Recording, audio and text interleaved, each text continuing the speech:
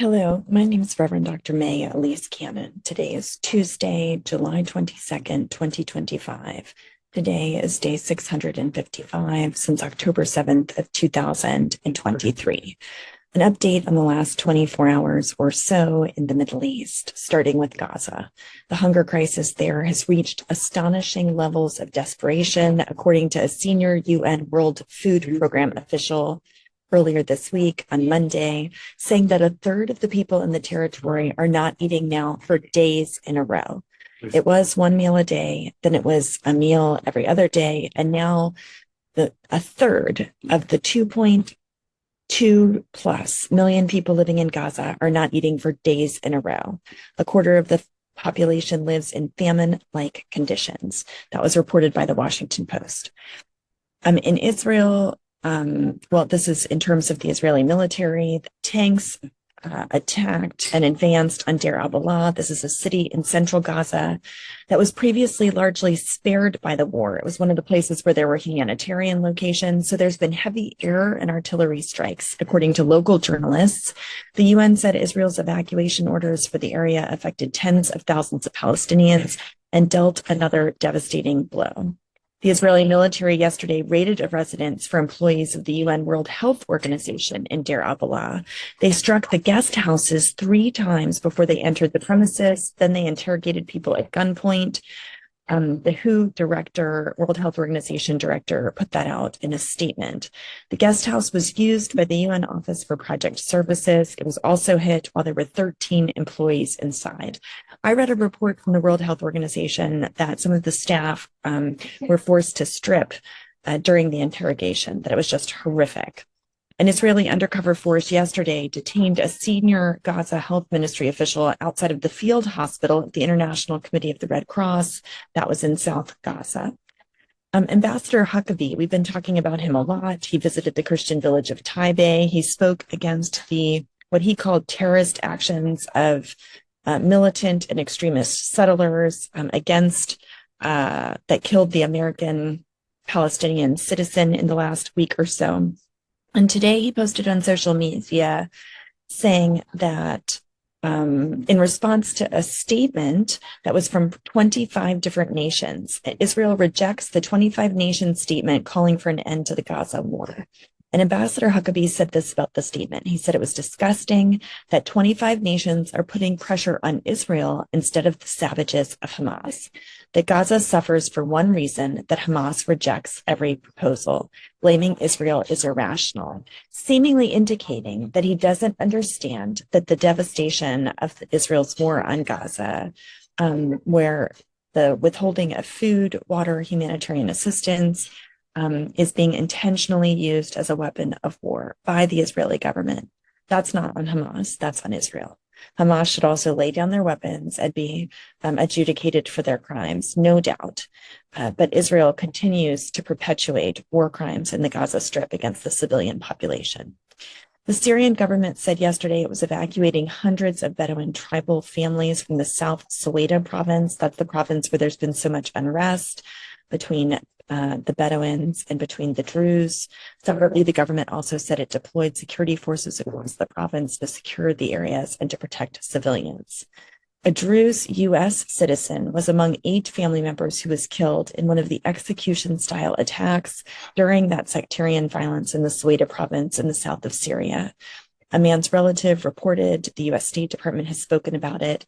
It's unclear which group of militants carried out that particular killing.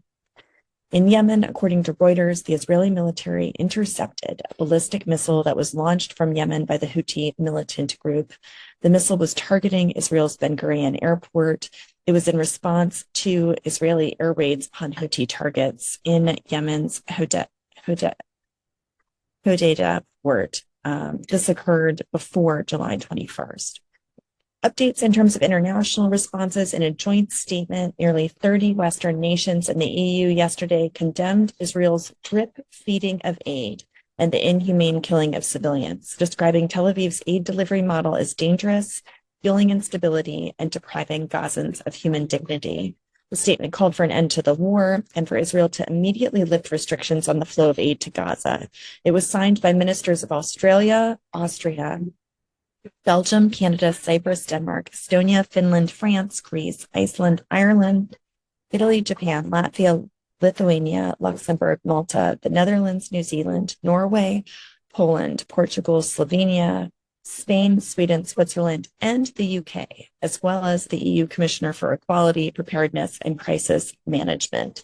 Israel's foreign ministry rejected the statement, saying it's disconnected from reality.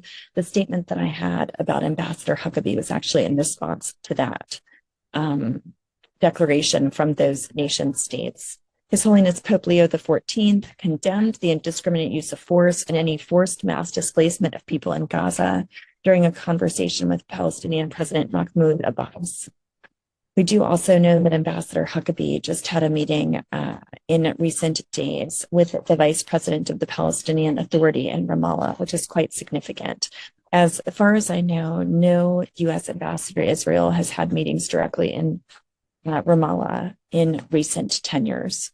The Belgian police briefly detained and questioned two members of the Israeli army who were attending a music festival in Belgium after receiving complaints about alleged serious violations of international humanitarian law in Gaza from two human rights groups.